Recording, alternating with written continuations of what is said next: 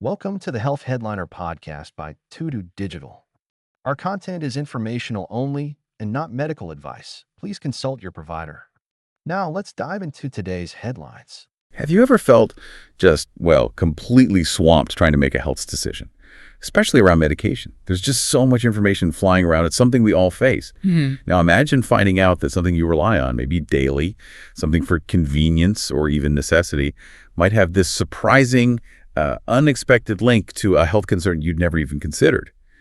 That's exactly the kind of discovery we're diving into today, focusing on a really widely used contraceptive. Indeed. And this deep dive, it's all about some compelling new research. It links a specific injectable contraceptive to a particular type of brain tumor. We've really gone through a fascinating health news article and, more importantly, a detailed scientific paper on this, published in a top neurology journal, actually. Right. So our mission today, we want to unpack this research, understand its purpose, how they did it, the findings, all in plain language. And most importantly, clarify what this all means for you listening right now. Sure. We're aiming to pull out the key bits of knowledge, the insights, basically giving you a shortcut to being well-informed without, feeling totally overwhelmed. Yeah. Okay, let's unpack this. Before we get deep into the study itself, let's just establish what we're actually discussing here. We're talking about meningiomas. Now, these are a type of brain tumor. Many people might have heard the term, but it's their specific characteristics that are super relevant today. Expert, what should we really focus on about meningiomas in this context? Right. So meningiomas, they are the most common primary brain tumors. And the good news is many, about 40%, are non-cancerous.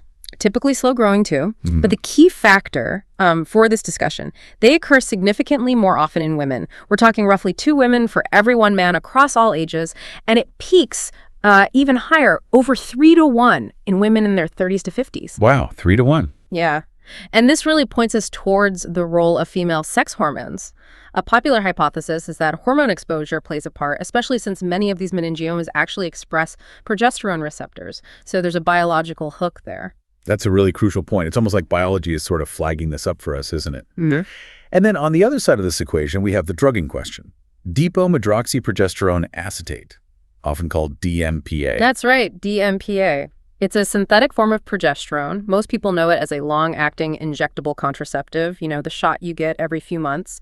But it's also used for other things, like treating abnormal uterine bleeding and endometriosis. And its use is widespread. About 2% of women aged 15 to 49 in the U.S. use it globally. We're looking at approximately 68 million women across 114 countries. It's a major player in women's health. Okay, so given what we know, meningioma is more common in women, expressing progesterone receptors, and this widely used synthetic progesterone. The logical next step is asking how researchers actually investigated this potential link, specifically in the U.S., and here's where it gets really interesting. Exactly. The main goal, the primary objective of this study, was to try and clarify the lack of really solid data on meningioma risk tied to dMPA, specifically within the U.S. population. Previous studies, some from Europe, had hinted at it, but this aimed for more definitive U.S. data. And they also wanted to compare its risk profile against other common contraceptives, both hormonal and non-hormonal. Right. So how do they actually do that? What was the methodology? Maybe explain simply. Okay, so the design was what's called a retrospective population-based cohort study. Think of it like this. Researchers looked back through a massive digital archive of patient health records over a long period. They tracked who used certain contraceptives, including dMPA, and then they looked to see who was later diagnosed with a meningioma.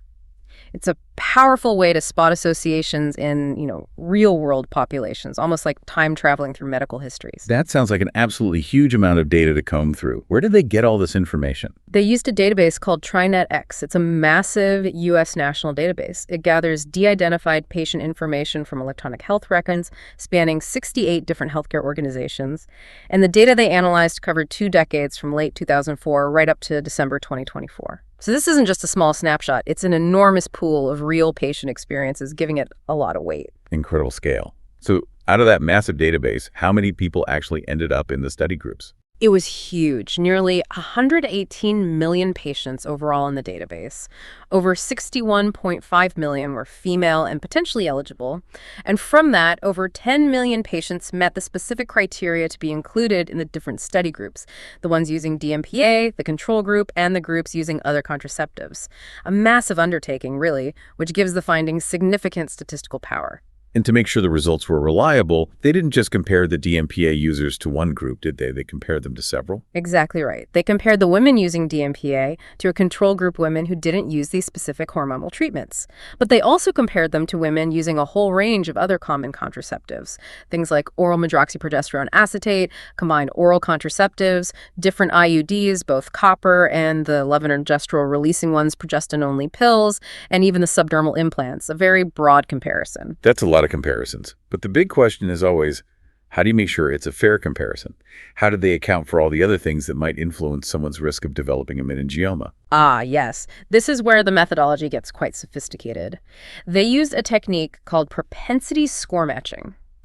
Essentially, what this does is it carefully balances the groups. It tries to make the dMPA group and the comparison groups as similar as possible on a whole host of other factors that could potentially influence meningioma risk.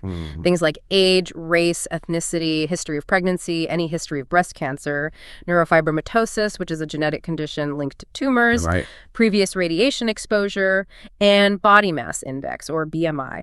And controlling for factors like race and obesity is particularly important here because their prevalence in the U.S. population is different compared to some of those earlier European studies.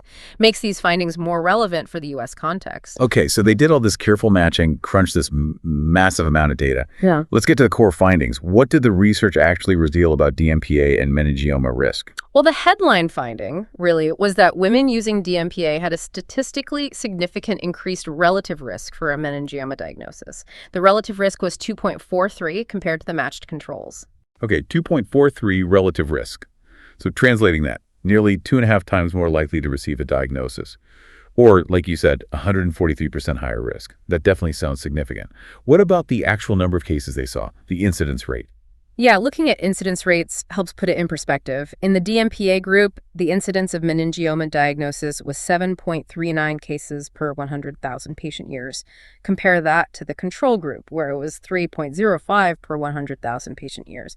So you see a clear difference in the rate at which new diagnoses were appearing over time in these groups. Okay, so a higher risk overall. But was this risk the same for everyone using dMPA, or did certain things change that risk? That's a really important nuance. The risk was not uniform. Two factors really stood out as modifying risk. First one, duration of use. How long someone used dMPA mattered. The risk went up significantly with longer exposure. For women using it for 4 to 6 years, the risk was 200% higher, a relative risk of 3.0. And for those using it for more than 6 years, the risk jumped even higher, 290% higher risk, with a relative risk of 3.90. But interestingly, for less than 4 years of use, they didn't find a statistically significant increase. That really suggests a cumulative effect building up over time. Right, so the longer the use, beyond 4 years, the higher the associated risk. What was the other key factor? The other major factor was the age at which women started using dMPA. The risk seemed to be concentrated among women who began using it when they were a bit older. For those starting between 31 and 40, the risk was 277% higher. For 41 to 50, it was 175% higher. And for those starting after age 50, it was 220% higher. But again, importantly, no increased risk was seen for women who started using it when they were younger than 30. Age seems to play a role in susceptibility here. That's really fascinating. Duration and starting age are key. Now, what about all those other contraceptives they compared it to? Did any of those show an increased risk? Well, for oral medroxyprogesterone acetate, so the pill form, not the injection there, was a smaller but still statistically significant increased risk, about 1.18 relative risk, or 18% higher compared to controls. However, and this is quite striking for a whole range of other common contraceptives, no increased risk was found. That includes combined oral contraceptives, IUDs overall, progestin-only pills, the subdermal implants, copper IUDs, and even the low-dose levonorgestrel IUDs. None of those showed an association with increased meningioma risk. So for many other very common methods, no link found. But you mentioned something even more surprising earlier, something almost counterintuitive that came out of the data. Yes, indeed. It was quite unexpected, perhaps. In some cases, they actually found a decreased risk associated with certain contraceptives. Combined oral contraceptives showed a 26% lower risk compared to controls. Intrauterine devices overall showed a 13% lower risk, and specifically, the 52 milligram levonorgestrel IUD showed a 21% lower risk. The thinking here, the hypothesis, is that this might be due to these methods suppressing the body's own natural hormone production. It's a really interesting finding, suggesting some methods might even be protective. Definitely needs more research. Wow, lower risk for some. It's definitely food for thought. But let's get back to the dMPA findings. What's fascinating here is trying to understand what these numbers, these relative risks, the percentages, what do they truly mean for you, the individual listening? Right. This is where we need to talk about a concept called the number needed to harm, or NNH. It helps translate relative risk into something more concrete in terms of population impact. For dMPA, the study calculated the number needed to harm as 1152. What that means is you would need 1,152 women to use dMPA for one additional case of meningioma to be diagnosed, compared to if they hadn't used it. For the oral medroxyprogesterone acetate, the NNH was even higher, 30-20. These are relatively high numbers. And what they suggest is that even though the relative risk increase is statistically significant, the overall absolute clinical risk for any one person in the general population remains low. That's such an important distinction to make. So while a 143% increase, or 2.43 times the risk, sounds quite dramatic on paper, the actual chance of it happening to any single individual is still pretty small. It's a bit like, your odds of being struck by lightning might double, but if they were incredibly tiny to begin with, they're still incredibly tiny. But there's a flip side to that low absolute risk, isn't there? A nuance. Yes, absolutely. The nuance is crucial because for those women who do unfortunately develop a meningioma while they happen to be using dMPA, the study estimates that about 59% of the specific cases might be attributable to the dMPA use itself. So while it's a rare event in the grand scheme of things, for the individual who is affected, the link could be very significant. Understood. So looking at the expert opinions cited in the sources, why is this particular study considered so important? Why does it matter in the bigger picture? Well, a few reasons. Firstly, it's the first really large U.S. population-based cohort study looking at this specific question that used this robust propensity score matching technique.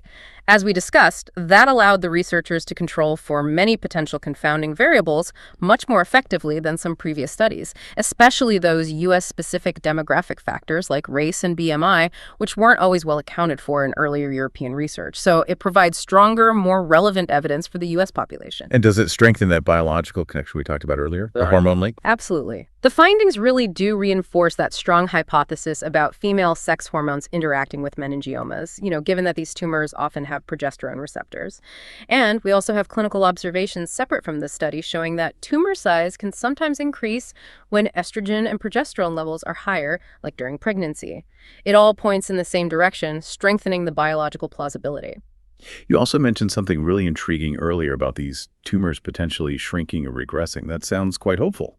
It is, yes. There's some evidence, though perhaps limited, suggesting meningioma regression after stopping certain progestins. One case report mentioned in the source material noted regression shrinkage in 5 out of 10 patients after they stopped using dMPA. And this mirrors observations made with other types of progestogens too, where stopping the drug can sometimes lead to the tumor stabilizing or even shrinking back. It highlights that these aren't necessarily always relentlessly progressive. They can respond to hormonal changes. Okay, this all sounds very compelling. But, critical appraisal is key in science. No study is absolutely perfect. So what are some of the caveats, the limitations of this particular study that we need to keep in mind? That's a very important point. Every study has limitations, and it's crucial to acknowledge them. First, the TriNetX database they used. It's a live, dynamic system. It's constantly being updated, which means patient counts and specifics can shift slightly over time. It's not a static snapshot, which has pros and cons. And I imagine relying on medical codes can sometimes be tricky. Exactly. The study depended heavily on the accuracy of medical and insurance codes used in the electronic health records to identify patients, their contraceptive use, and their diagnoses. If a patient was miscoded or if the coding wasn't specific enough, they might have been missed or misclassified, which could potentially bias the data. Also, while they controlled for many, many factors using that propensity score matching, it's always possible that there are other unrecognized confounding factors or risk factors for meningiomas that they couldn't account for. You can never control for everything. That makes sense. And what about pinpointing the exact timing? Like, when exactly did the exposure happen relative to the diagnosis? That's another inherent challenge with this kind of retrospective database research. Getting the precise follow-up time for every individual and the exact time lag between starting the contraceptive and the eventual meningioma diagnosis wasn't always possible from the database records. This makes it harder to establish a definitive cause and effect timeline. We see an association, but proving direct causation temporally is trickier. It's like seeing two events correlate, but not having the exact timestamps to prove one caused the other. You also mentioned the risks seemed higher for older women or those with longer use. Could there be any other explanation for that pattern besides the drug itself? That's a fair question and something the researchers acknowledged. It's possible that older patients, or those who've been using a contraceptive for many years, might simply have more interactions with the healthcare system. More doctor visits, more checkups over time. This increased medical surveillance could, in itself, lead to a higher chance of an existing, perhaps slow-growing meningioma being detected. So it's potentially a detection bias that could confound those observed links with age and duration. Something to consider when interpreting those specific findings. Okay, so bearing all that in mind, the findings, the strengths, the limitations, what are the practical takeaways? What are the counseling considerations for patients and doctors now? Well, the experts commenting on the study emphasized that while the overall clinical risk, remember that high number needed to harm, is low for the general population, women who have a personal medical history or a family history of meningioma, or perhaps even breast cancer given hormonal links, should receive careful counseling about these potential risks. It's about weighing the benefits of dMPA, and it does have significant benefits for contraception, managing bleeding, endometriosis against this potential, albeit small for most, increased likelihood of meningioma in their specific case. And importantly, discussing alternative contraceptive methods, it really becomes about personalized risk assessment and shared decision-making. Right, so it's about individualizing the conversation. So what does all this mean for us moving forward? Where do we go from here? Well, I think this deep dive really underscores the need for more research. We need to better understand the exact biological mechanisms. How does progesterone exposure actually influence meningioma growth at a cellular level? And this is especially important for individuals who are already known to be at higher risk, like those with the genetic condition neurofibromatosis 2, or people who had brain radiation as children. We need more clarity for those groups. And for you, the listener, how should this information shape your thinking or your conversations about health choices? I think the key message is empowerment, not panic. That high number needed to harm, again, tells us the overall clinical risk associated with dMPA is low for most women. The study certainly doesn't suggest throwing out the current medical indications for using dMPA. It remains an important option. However, these findings provide crucial new data that empowers you and your healthcare provider to have more informed, more nuanced conversations, tailoring decisions to your unique health profile and priorities. It really sounds like this is less about a big red flag for everyone, and more about providing tools for a better, more personalized discussion between patient and doctor. Absolutely. That's the perfect way to put it. If you are currently using dMPA or considering it, or if you know you have a family history of meningioma or breast cancer, this new information is a really valuable starting point for a discussion with your doctor. You can talk about your individual risk factors, weigh the pros and cons, and explore potential alternatives. And the fact that other methods like combined oral contraceptives and the higher dose levonorgestrel IUD actually showed a decreased risk in this study, that offers really valuable comparative information when personalizing those choices. It gives options. That's a very clear and actionable takeaway. Okay, so let's end with a provocative thought for you, our listener, to mull over. Considering that intriguing finding about some meningiomas potentially regressing after stopping hormone treatments, could a conservative trial period of simply stopping the treatment like dMPA become a viable first step for some patients diagnosed with a meningioma, potentially avoiding surgery? How might that idea evolve the standard of care in the future, especially for women whose tumors are known to be hormone sensitive? What stands out to you about how this new data might inform your own health decisions, or maybe those of someone you care about? Something to think about. Thanks for tuning in to the Health Headliner podcast by To Digital. Like and subscribe for more health news and breakthroughs. Stay healthy and informed. See you next time.